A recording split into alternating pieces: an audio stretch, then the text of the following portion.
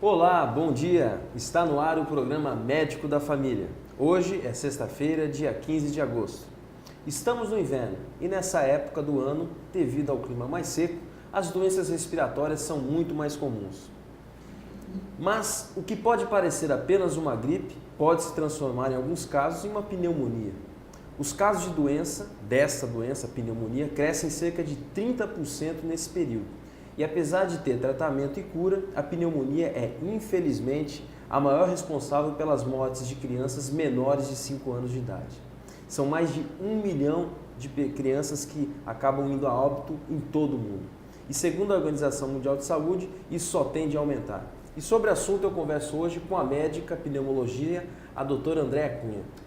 Doutora Andréa, obrigado muito por ter comparecido aqui com a gente. Prazer. Andréa, o que é a pneumonia? Pneumonia, então, ela é uma infecção do pulmão, né? Causada por vírus, bactérias, fungos. Então, o que vai acontecer? Vai comprometer as regiões, a árvore respiratória, as regiões dos alvéolos, vai começar a acumular secreção e gerar a pneumonia. Como que ela se desenvolve? O que acontece? A principal via é a via inalada. Então, os vírus e as bactérias vão atingir a pessoa que vai estar respirando aquilo, vai caminhar pela árvore respiratória, chegar até os alvéolos, as terminações respiratórias e vai começar a proliferar o vírus, ou a bactéria, ou o fungo, e isso vai estar gerando os sintomas das pessoas, a prostração, febre, tosse, catarro, né? Dor quando respira.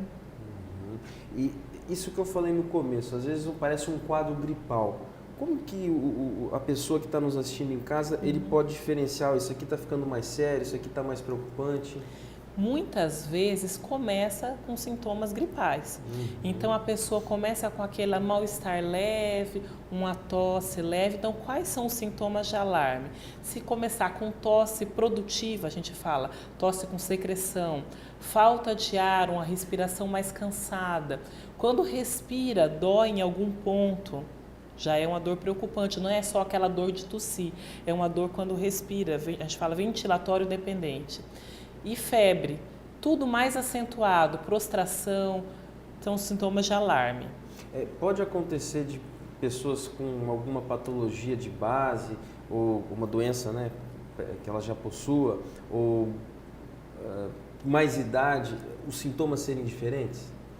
Pode sim. Então, assim, nos grupos de risco, quais são as pessoas que estão mais vulneráveis? Os extremos de idade, então crianças, idosos, pessoas que têm alguma diminuição da imunidade, uma diabetes, um câncer, um tumor, são pessoas mais vulneráveis. E pode aparecer simplesmente como prostração. Então, no idoso, a gente tem que ficar com o sinal alerta ligado. Às vezes teve um desmaio, vai investigar, é uma pneumonia. Então, alguma coisa diferente, nem sempre vai ser tosse, febre, falta de ar. Então o idoso pode ter uma pneumonia e nem ter febre. Simplesmente como prostração. Então o idoso está com sintoma de prostração, está mais quietinho, já fica atento. E como é feito esse diagnóstico? Levar para o médico, é o médico que vai estar avaliando. Então, com o quadro clínico, o exame físico, a gente consegue já direcionar. Né? Então, vai ver esses sintomas que a gente falou, o médico vai ali auscultar, examinar, ver se tem alterações compatíveis, fazer um raio-x de tórax, que vai também mostrar essas alterações. E uma pessoa que está realmente já com pneumonia, tem alguma dica que você dê para a pessoa ter uma evolução mais favorável? Repouso. Então a pessoa tem que tomar a medicação corretamente. Acontece muitas vezes da pessoa melhorar no segundo dia. Isso é esperado, isso é bom. E parar o antibiótico. Isso não pode, porque começa a gerar então a resistência. Então repouso, não começar a aproveitar. O médico deu atestado para fazer repouso. Agora eu vou visitar os parentes, passear. Não, esse é o tempo que o organismo precisa do repouso para estar melhorando, né, mais rapidamente. Então, tomar a medicação de forma adequada, fazer o repouso, comparecer à consulta de reavaliação para verificar se está tudo correndo de forma adequada. E como que saber se a pneumonia foi causada por uma bactéria, por um fungo, por um vírus? Tem diferenças clínicas que o médico pode... Tem diferença. Na maioria das vezes, não vai conseguir saber exatamente que tipo de bactéria foi. É bem bem frequente a gente fazer um tratamento que a gente chama empírico, guiado para as coisas que são mais comuns de acontecer. Mas uma pneumonia por bactéria e por vírus é uma prostração maior, mais febre, mais tosses, é um quadro clínico mais florido. Por fungos, geralmente é um quadro mais arrastado, a pessoa está com uma tosse prolongada, uma febrícula, um quadro melhora um dia, piora outro, é um quadro mais arrastado, mais lento. E o tratamento também é diferente? Totalmente. Então a gente vai o médico é que vai fazer essa diferença. Uhum. Vai estar avaliando conforme o quadro clínico, conforme os achados dos exames do raio-x, exames complementares, do exame de sangue, e vai estar dirigindo antibióticos para pneumonia bacteriana, medicações antivirais e para pneumonia fúngica apropriados também. E André, quando que é caso de ocorrer internação do paciente?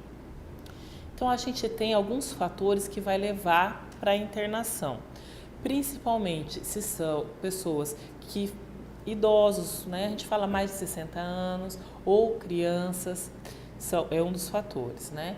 Aí vai avaliar, por exemplo, o nível de consciência, alguns exames complementares, se a respiração está muito acelerada, se tem uma pressão baixa, são fatores que já vão direcionar para internar. Algumas pessoas, eu já ouvi falar, tiveram princípio de pneumonia. Existe princípio de pneumonia? Na verdade, não existe. Não é um termo médico adequado, mas eu entendo os colegas ou as pessoas que falam dessa forma, porque é uma forma da pessoa se cuidar melhor. Então, muitas vezes você fala princípio de pneumonia por um quadro que chama traqueobronquite. Então, tem secreção na traqueia, tem secreção nos broncos, é uma infecção bacteriana, vai precisar de antibiótico, mas não é uma pneumonia. Talvez seja isso que eles queiram usar, mas não existe. Ou tem pneumonia ou não tem pneumonia. Não é um quadro, um termo adequado. Por que no inverno e quando o clima está mais seco, essas doenças respiratórias são mais frequentes, André? Acontece mesmo. Então, assim, as pessoas começam a ressecar mais as secreções das vias aéreas. Então, a gente tem secreções naturais. Se isso fica mais seco, a pessoa não se hidrata adequado, as bactérias, os vírus vão ter sempre onde grudar. Então, já facilita a adesão. A pessoa geralmente fica em ambientes mais fechados, com mais aglomeração de pessoas e locais fechados. Então, mais facilidade de transmitir vírus, bactérias, né? Ambientes menos ventilados.